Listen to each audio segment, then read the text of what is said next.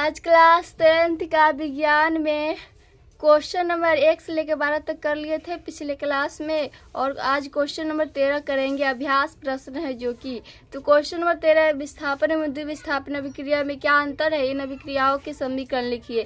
तो यह है आंसर। विस्थापन अभिक्रिया में अधिक अभिक्रियाशील तत्व कम क्रियाशील तत्व को उसी यौगिक के साथ विस्थापित कर देता है, वह विस्थापन अभिक्रिया कहलाता है। जबकि द्विविस्थापन अभिक्रिया में आयनों का आदान प्रदान होता है। तो इस दोनों में अंतर है और इसका समीकरण है। विस्थापन अभिक्रिया के लिए उदाहरण है Fe solid plus CuSO4 aqueous arrow FeSO4 aqueous plus Cu solid. दूसरा है Zn solid plus CuSO4 aqueous arrow ZnSO4 aqueous plus Cu solid.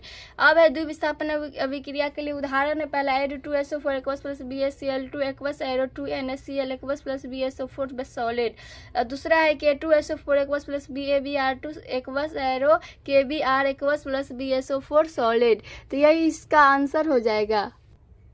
Question number 14 है, सिल्वर के शोधन में सिल्वर नाइट्रेट के विलयन से सिल्वर प्राप्त करने के लिए कॉपर धातु द्वारा विस्थापन किया जाता है। इस प्रक्रिया के लिए अभिक्रिया लिखिए। तो बोला है सिल्वर के शोधन में सिल्वर नाइट्रेट के विलयन से, तो AgNO3 होता है सिल्वर नाइट्रेट का एक्वस प्लस, इसमें बोला है कॉपर धातु द्वारा विस्थापन किया जाता है, तो Cu हो जाएगा सॉलिड एरो। तो ये रिएक्शन होगा तो क्या बनेगा, वही बोला इस प्रक्रिया के लिए अभिक्रिया लिखिए। तो इसमें रिएक्शन होगा तो बनेगा CuNO3 twice plus Ag solid. तो ये हो जाएगा, इसका आंसर हो जाएगा। अब क्वेश्चन नंबर 15 है, अवक्षेपण अभिक्रिया से आप क्या समझते हैं, उदाहरण देकर समझाइए। तो इसका आंसर है, जिस अभिक्रिया में अवक्षेप निर्माण होता है अवक्षेपण अभिक्रिया कहलाता है। अवक्षेप वह लवण होता है जो विलयन में अघुलनशील होता है। या तो यहाँ तक हो जाएगा इसका डिफिनेशन, और भी इसका बहुत तरह से डिफिनेशन हो सकता है। तो इसमें हम अलग से लिखे अवक्षेप वह लवण होता है जो विलयन में अघुलनशील होता है, ये भी इसका डिफिनेशन हो सकता है। अब बोला है उदाहरण देकर समझाइए। तो इसका एग्जाम्पल के लिए है Na2SO4 aqueous plus BaCl2 arrow NaCl aqueous plus BaSO4 solid, और ये संतुलित नहीं, तो ये संतुलित किया है 2 लगा के। तो इसमें बोला है जिस अभिक्रिया में अवक्षेप निर्माण होता है, तो इस अभिक्रिया में अवक्षेप का निर्माण हो रहा है, BaSO4 से अवक्षेप निकल रहा है। तो ये हो जाएगा इसका एग्जाम्पल, ये इसका आंसर है। क्वेश्चन नंबर 16 है, ऑक्सीजन के योग या ह्रास के आधार पर निम्न पदों की व्याख्या कीजिए, प्रत्येक के लिए 2 उदाहरण दीजिए।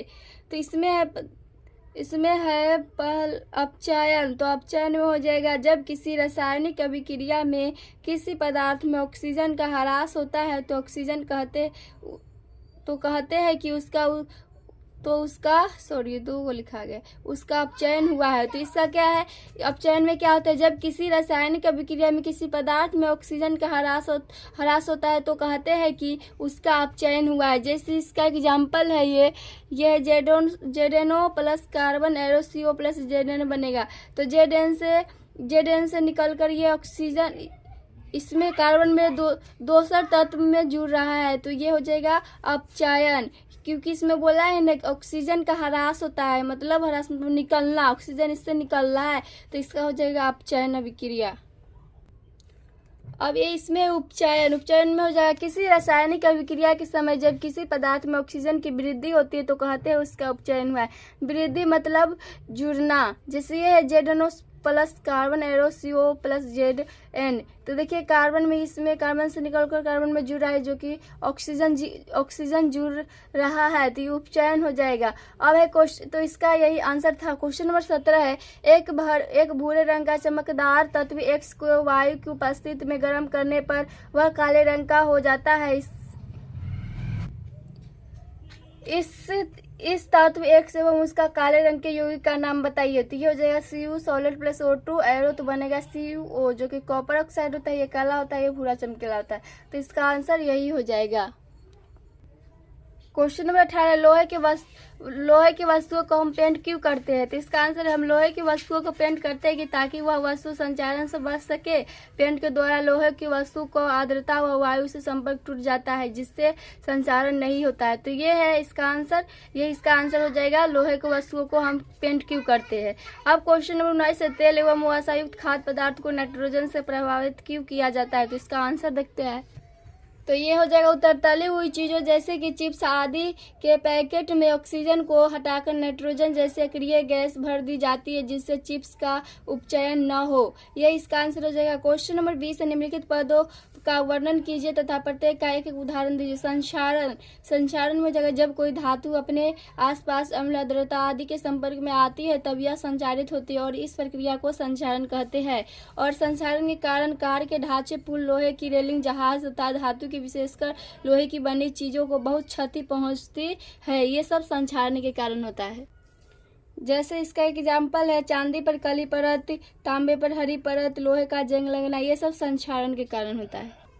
और हम लोहे की वस्तुओं को पेंट करते हैं ताकि वह वस्तु संचालन से बच सके। पेंट के द्वारा लोहे की वस्तुओं का आर्द्रता व वायु के संपर्क टूट जाता है जिससे संचारण नहीं होती है। अब है विकृत गंधिता। विकृत गंधिता में हो जाएगा वसायुक्त एवं तेलीय खाद्य सामग्री लंबे समय तक रखा जाता है तो प्रायः उसका उपचयन हो जाता है एवं उसका स्वाद और गंध बिगड़ जाते हैं अर्थात वह पदार्थ विकृत गंधी हो जाते। वह इस घटना को विकृत गंधिता कहते हैं। अब विकृत गंधिता के लिए रोकने के लिए इसका उपाय है, यह पहला है प्रतिऑक्सीकारक पदार्थों का प्रयोग किया जाता है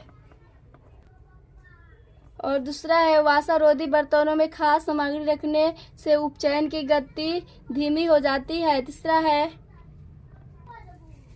है तली हुई चीजें जैसे कि चिप्स आदि के पैकेट में ऑक्सीजन का हटाकर नाइट्रोजन जैसे अक्रिय गैस भर दी जाती है जिससे चिप्स का अपचयन ना हो। तो यही इसका आंसर हो जाएगा।